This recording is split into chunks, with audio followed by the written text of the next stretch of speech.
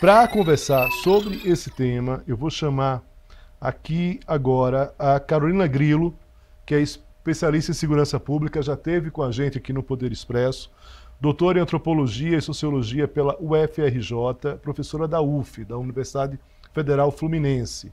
E o George Dantas, doutor em segurança pública pela George Washington University. Muito bem, muito obrigado a presença dos dois aqui. Carolina, mais uma vez, muito obrigado pela presença. Começo com você. A gente tinha falado há poucos dias sobre o sequestro de ônibus, que talvez não seja a palavra mais adequada para aquele caso. A gente depois foi ver a contabilização, número muito grande. Esses tiroteios no Rio de Janeiro não são novidades, mas sempre é muito impactante você ter uma ação dessa onde pessoas ali que estão indo para o trabalho, estão indo para qualquer lugar, independente do trabalho, acabem morrendo. Muito obrigado pela presença. Queria um pouco da sua avaliação, Carolina, sobre mais esse episódio no Rio de Janeiro. Uma boa tarde, Léo. É muito triste esse episódio e é uma pena que ele se repita diariamente. Esse caso teve maior repercussão por ter fechado uma das principais vias expressas da cidade do Rio de Janeiro, né, que é a Avenida Brasil.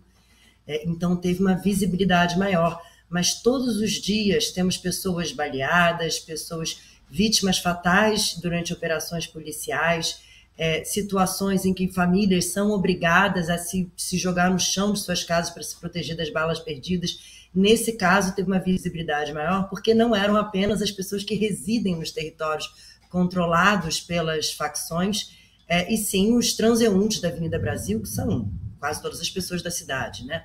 Então, é muito grave essa situação em que a gente continua vendo o Estado insistindo numa estratégia de combate ao crime organizado, aos grupos armados, que é estritamente centrada numa ação ostensiva e reativa, sem nenhum trabalho de inteligência, de investigação. Então, são operações que têm danos colaterais enormes, que têm um custo muito grande para a população toda, escolas que fecham, crianças traumatizadas para toda a vida, pessoas que perdem a vida, unidades de saúde que deixam de funcionar, e os ganhos dessas operações são muito baixos, porque elas não conseguem conter o avanço do controle territorial armado, não conseguem impedir o mercado de receptação de bens, que é o que estava o alvo ali, né, que são mercados que se passam fora desses territórios, que foram, por exemplo, os territórios alvos dessa operação, que se dizia para combater roubo de veículos e roubo de cargas, mas isso é algo que se combate com uma inteligência para desmantelar um mercado, e não apenas uma operação que não apreendeu grandes coisas, não prendeu. Qual foi o resultado dessa operação que teve tantos custos? Jorge Dantas, contigo agora, professor. Carolina Grilo já dá aí algumas pistas dessa dificuldade do Estado nesse combate ao crime. Queria saber o seguinte: é um problema crônico, é um problema sem solução, professor? É um problema para as próximas gerações ou a gente pode pensar em soluções um pouco mais imediatas para que pelo menos minimize essa situação? Porque, mais uma vez, por mais que seja cotidiano, por mais que a gente já esteja quase, vamos dizer assim, anestesiado com esse tipo de situação, a mim e aos senhores, evidentemente, é muito impactante todas as vezes. Muito obrigado, professor. Muito boa tarde, Léo, boa tarde a professora. Eu tenho uma opinião um pouco que transcende os fatos, né? Veja só, nós vimos o acontecimento da Avenida Brasil logo em seguida aos acontecimentos da torcida do Peñarol, no melhor estilo hooligans.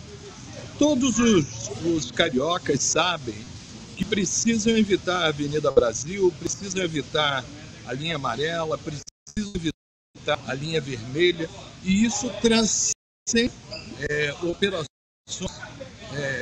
táticas, isso transcende até mesmo uma estratégia de Estado, porque isso passou a ser naturalizado desde muito tempo atrás.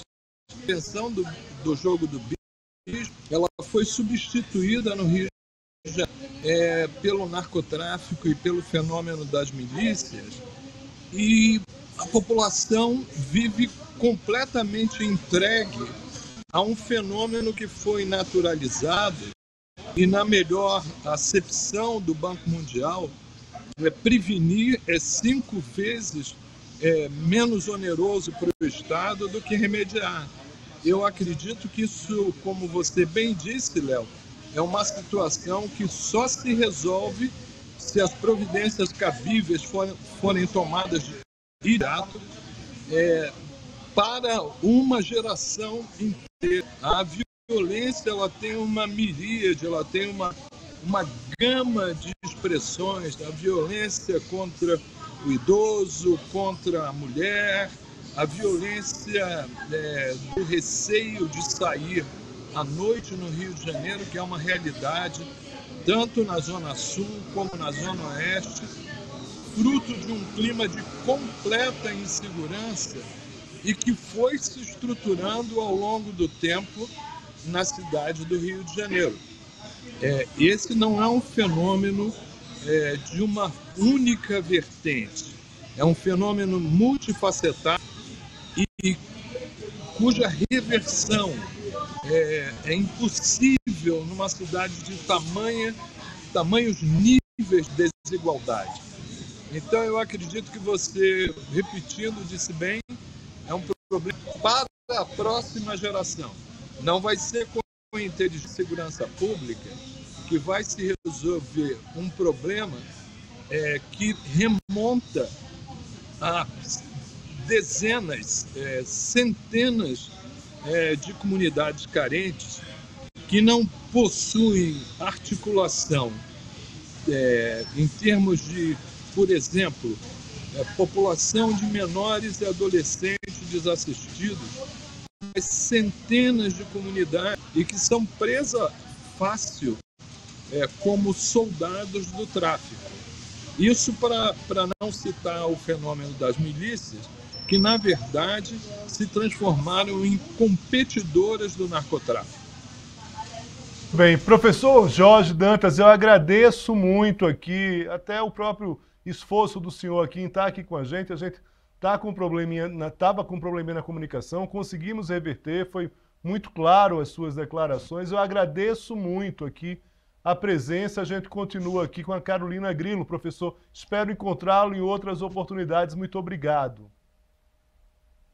Muito boa tarde, Léo, boa tarde, Carolina, e a todos os telespectadores. Carolina, continuamos aqui contigo.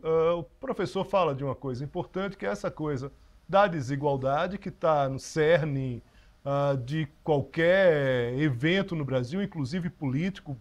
A gente estava conversando ontem com o Gessé Souza, que é sociólogo, e ele trabalha justamente com essa questão da própria desigualdade na hora do voto e de como se estabelece isso. É inquestionável essa questão da desigualdade nesse país.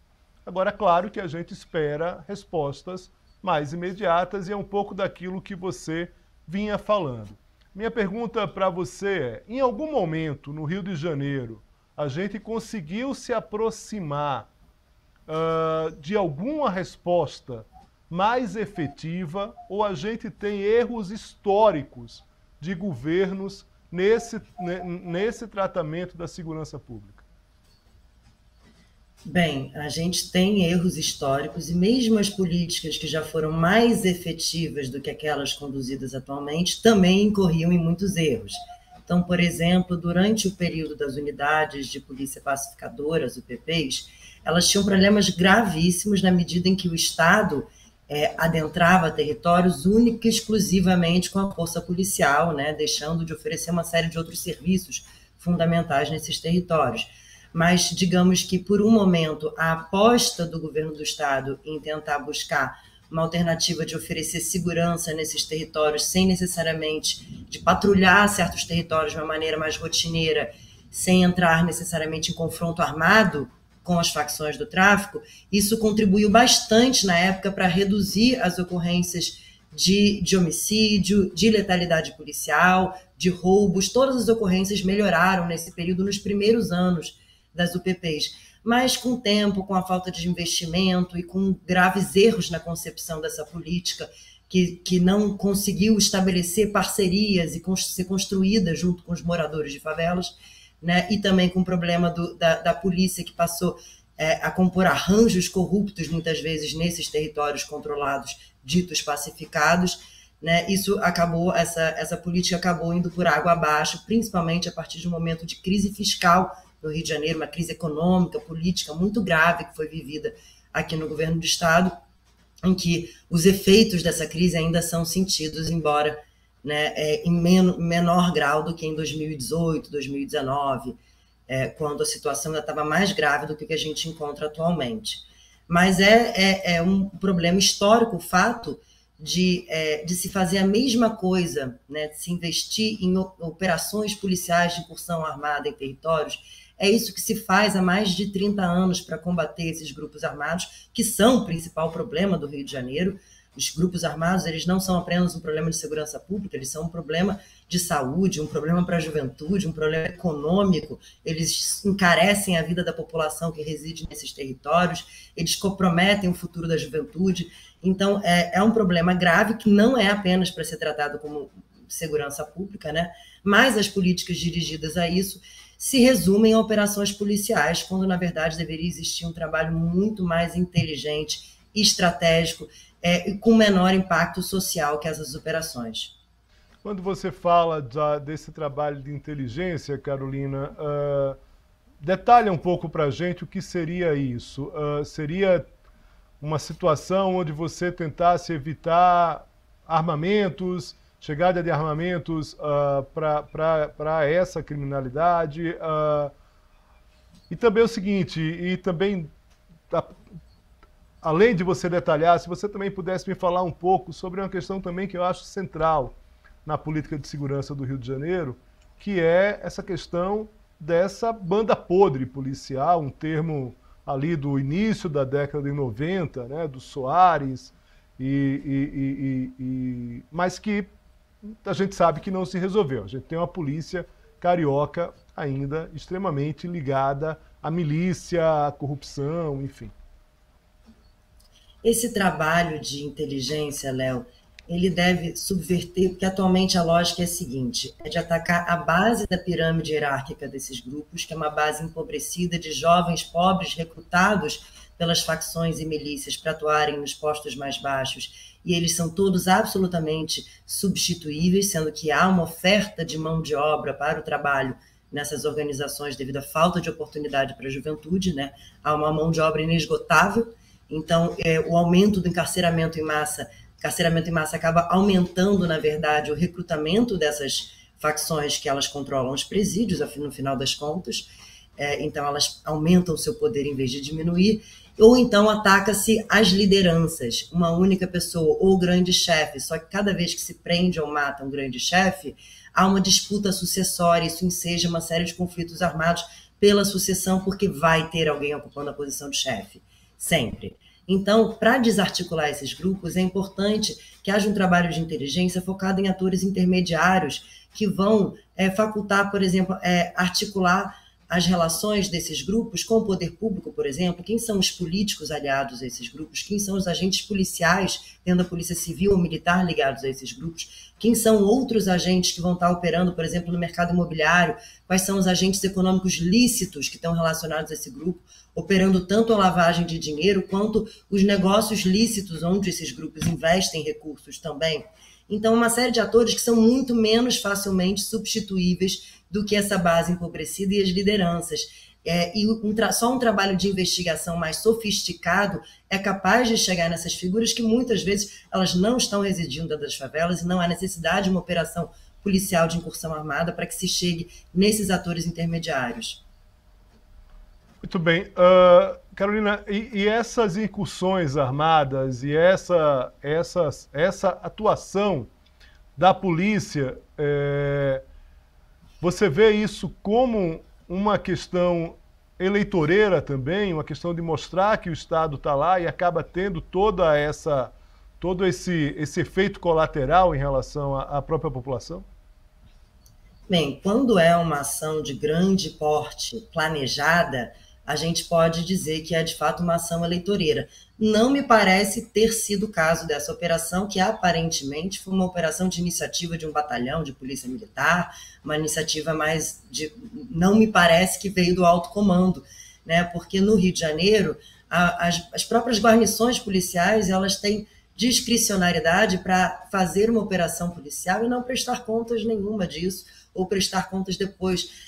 Quando a gente contrasta os nossos dados do GENI, da UF, com os dados do Ministério Público, cerca de 40% das operações realizadas não são notificadas ao Ministério Público, ou seja, são uma iniciativa espontânea dos policiais que fazem operações e muitas vezes como parte de uma cobrança de suborno, para impor um pagamento de alguma cobrança ilícita realizada. Às vezes acontece de operações serem realizadas para enfraquecer um grupo e facilitar a invasão por outro. Então, a ausência de prestação de contas dessa necessidade é o que faz com que policiais usem a força estatal, muitas vezes para obter vantagens próprias, o que deve ser expressamente proibido. Então, sim, há um uso político das operações policiais, não sei se é o caso dessa, que foi um desastre, uma operação desastrosa, mas é muito comum também que essas operações ocorram por iniciativas espontâneas de grupos policiais que vão estar agindo segundo seus próprios interesses. Obrigado, professor, aqui pela presença mais uma vez no Poder Expresso. Um forte abraço para a senhora. Obrigada, uma boa noite, Léo.